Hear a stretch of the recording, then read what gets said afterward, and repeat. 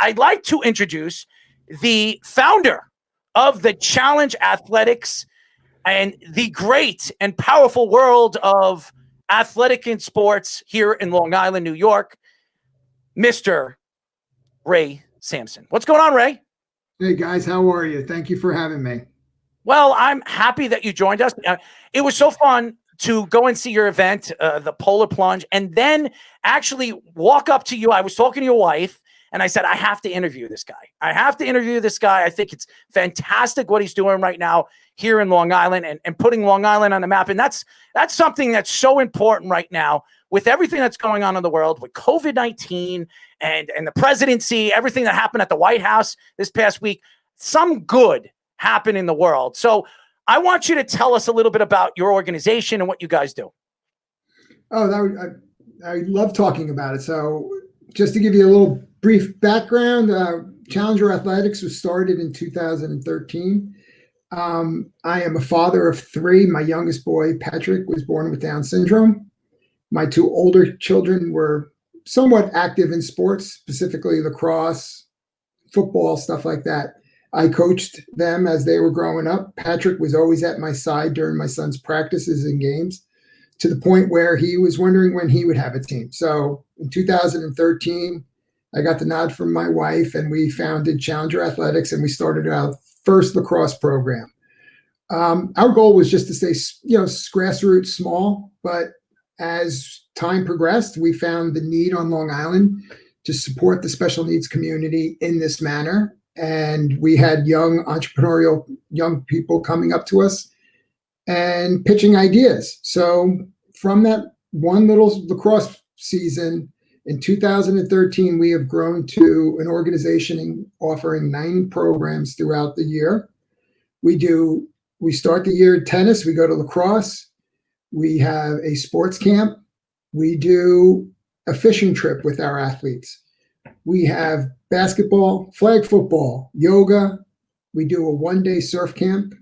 That's in warm water. So I don't know, maybe we'll get you in the water that time, but I don't think hold our breath. We jump in the water. That's for damn.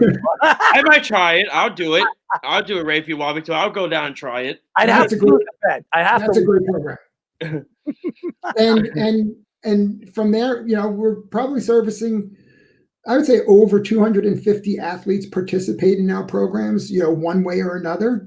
And what's even more powerful and more exciting about our program is the volunteers that help us out on a one-to-one basis every day. We have students ages 13 and up that come down and work one-on-one with the athletes, whatever sport it is. And they not only do they try to help them get through the activities, but they interact with them. They become their friends. They talk to them. One of the greatest things, or the greatest outcome I've seen in this, is when these kids when our athletes walk through the hallways at school, they're not ignored. They're looked at and high-fived, and everyone sings their praises. And, in Bayshore, my son Patrick is probably the mayor. If you don't know him, he will come up to you and say, "Hi, I'm Patrick. What's your name?" Wow. And this is, and I would like to think Challenger and organizations such as ours give our athletes some self-esteem and confidence to hold their head up high and let everyone know they can do it, and let them know who they are. Well, I will say this. If I ever walked into a place and said, "Hey, my name is Errol Marks," I think people would probably throw like tomatoes or something at me.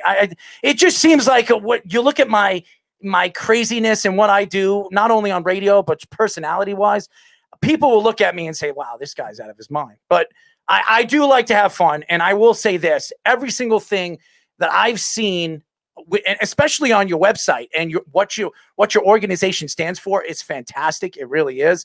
And that's why I look at Long Island sports. People forget what Long Island sports has really brought to even professional sports. Look at how many NHL hockey players were drafted from Long Island the last couple of years. I think there were like 5 or 6 of them. Some of them are going to be superstars in the NHL if they're not superstars already in the NHL. We've seen NBA players come out of Long Island, and really the athletics here has been just growing. It's soccer, and lacrosse is the number one. Lacrosse here is the number one place to find superstar lacrosse players. I mean, college-born players that are getting big-time scholarships over here in Long Island. The best lacrosse players in the country come from here. So I've been really surprised, really, of the growth of everything that and these organizations are what they're bringing together. So, Josh, I was just arguing. We're having a little bit of fun about the New York Mets and what the New York Mets pulled off yesterday. It was fantastic. And Met fans and in Metville, they're loving it, absolutely loving it. I know you're a sports fan. I don't know if you're a Yankees or a Mets fan. What did you think about the Mets trade with the Cleveland Indians? I think it was awesome. It was just what we needed. As a Met fan, I'm seeing hope. It gave us hope that we are headed in the right direction.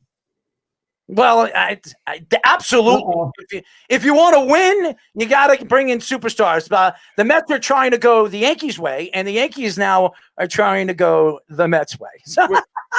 Ray, I wanted to ask you a question in regards to your organization, everything like that. And I'm just curious: have you ever talked to any of the major, sports organizations out there, MLB, NBA, or anything like that, where you've ever had any partnerships where maybe athletes come and help out as well, or anything like that? You've had maybe retired athletes come and help as well in the organization? We haven't. And we have been blessed with a great outcome at all our events without that kind of support. But that's one of the reasons why when Errol approached me and said, hey, why don't you come on my show? I was like, this is a great opportunity to let a few more people know who we are, what we're trying to do, and try to get some of that support that you're mentioning. I think, we're at a point, even with COVID, we've been shut down for the majority of the year, but we have been able to do some things remotely, especially our yoga program. But when we get the okay to go, and I'm hoping starting with lacrosse and soccer this spring, we want to open the doors and we want to let everyone know we're out there and we're available. And we are, one of the other things that is quite amazing is we're free of charge.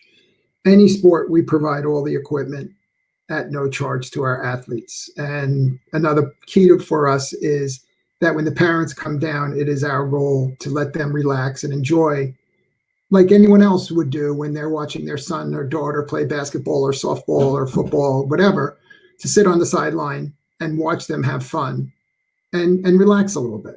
And that's what we try to bring to all of our participants at every event. So to answer your question, we would love help.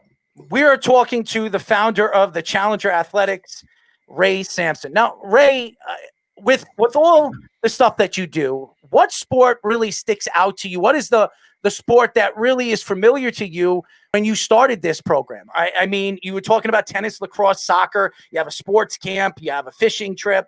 I mean, you even have a surf camp. I'm afraid of sharks, so you're not going to see me go in the water and surf. I'm holding Ray to letting me do that program. By the way, I'm holding him to that when that opens up. I'm gonna do the surf program. We'll track you down. I'm in. I'll bring my wife too. The two of us, we're both in. My wife skydived. She skydived once. She'll do it with me. I could not imagine Josh surfing. Well, I'm not putting him in the water. I'm going to use him as a flotation device. That would be something to watch. I did surf. I surfed almost 4 or 5 years. Here we go. Yes, I did. And I experienced a bad situation over there at Montauk, and I never surfed again. So I'm not going to get into the story. I am not a shark fan. That's all I'm going to say. But I think it's amazing. It really is. And like I said, sports is so important right now to the community out here. And what COVID-19 has really destroyed some of the opportunities to have these, and when you watch the high school football games and every Friday night, everybody can't wait to go Friday night to watch basketball games for high school and football games for high school. And because of COVID-19, you can't be bunched together. You have to be 6 feet apart. It's really it's really affected the growth of high school sports out here. So having the community work together and build these organizations from scratch, and really what you have done is absolutely amazing. So tell us a little bit about this polar plunge. What really was, how was this thought about? So So we, as an organization, as I said, we cover all the costs, and we raise funds in different ways. We have an annual event, an annual Kentucky Derby event, as well as separate events. What had happened in probably around 2000, I'm going to say 2017. I get an email from someone saying, "Hey, we just raised $2,500 for you. Where do we send it?" And I'm like, "Who is this?" Well, long story short, it wound up being the Salt Air Lifeguards put together a polar plunge, and they basically dared each other to go in the water. And that, if I remember, was the winter where the ocean even had ice in it. And they had probably 13 or 14 lifeguards jumping in that ice-covered ocean. And they raised money for my organization. And since then, they've invited us to join them, and we have progressively gotten bigger. Even, Errol, you were there, and we had, I think, roughly 35, almost 40 people in the water. And last year we were probably 60, so even with COVID, we still had some good numbers out there. And it wound up being a fundraising event for our organization. And thanks to the Salt Air Lifeguard, they've raised more and more money each year. It's been pretty incredible.